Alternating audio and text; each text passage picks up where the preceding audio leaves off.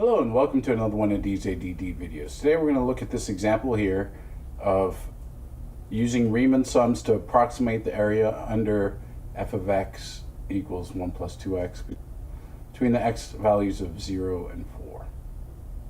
What's the first thing you should do when trying these problems? Well, the first thing you should do is you should pause this video and attempt to try it on your own, then check your solution. If it matches, you're good to go. If it doesn't, go back and watch the entire video. Otherwise, you're just probably going to tune out what I'm saying and not really get what you should get out of this video. So the first thing we do is we find delta x. The general formula for delta x is b minus a over n, where b is the larger x value of your region of interest and a is the smaller x value of your region of interest.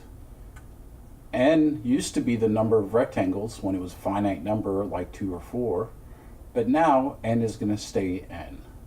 And if you evaluate it for this problem, this is what you should get. b minus a over n simplifies to this. So the next thing we do is we find xi.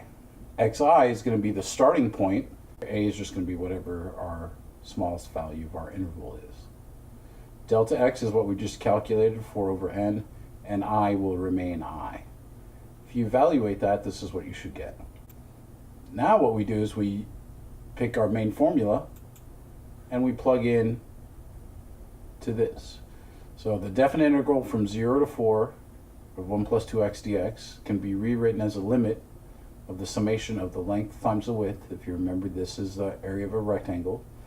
And f of xi is basically taking this value you just found and plugging it in for every x in this function right here.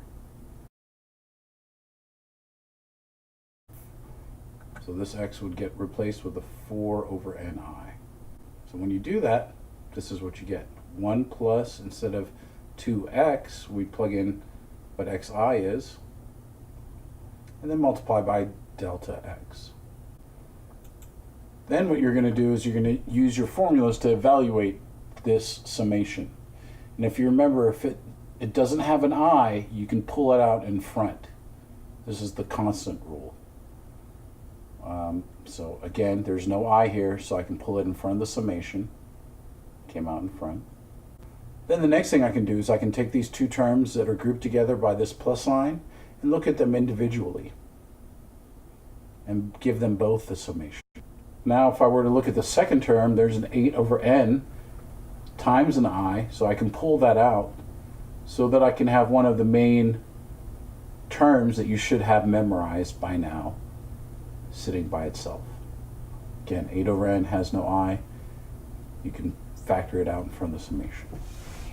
Then at this point, what you want to do is you want to bring this 4 over n back through, distribute it through.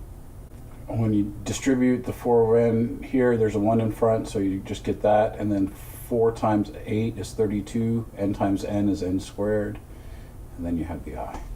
Now we can simplify this summation of 1 and summation of I using the formulas you should have memorized. So the 1 is a constant. You take that constant times n, and then the I is n times n plus 1 over 2. So here's your 1, your constant, times n, and then I gets replaced, the summation of 1 to n of I gets replaced with n times n plus 1 over 2. Now it's just a limit problem.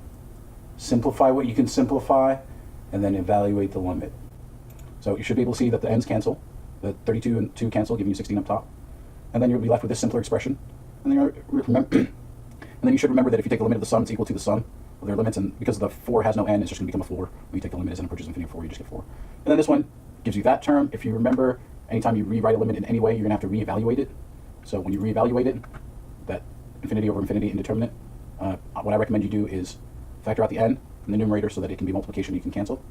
All right. The reason we're doing this algebra is because it was when we reevaluated it, we got infinite over infinite. Doesn't matter the details, it's just some infinite number. Add another infinite number on the bottom, and they're approaching infinity at different rates, so we can't cancel them. It's confusing, it's indeterminate as it stands. So we do this algebra. When we do the algebra and simplify a little bit, we see that the n's cancel, and then anything with the n in the denominator is going to give you a 0 because it's 16 over infinite. Finite over infinite is always 0. And then when you clean that up a little bit, you should get this final answer of 4 plus 16 over 2, which is 4 plus 8, which equals 12. So it seems very overwhelming at first, but hopefully you can see it's not too bad. A few critical formulas that you have to memorize, this b minus a over n, a plus delta xi, and then the limit formula for the area.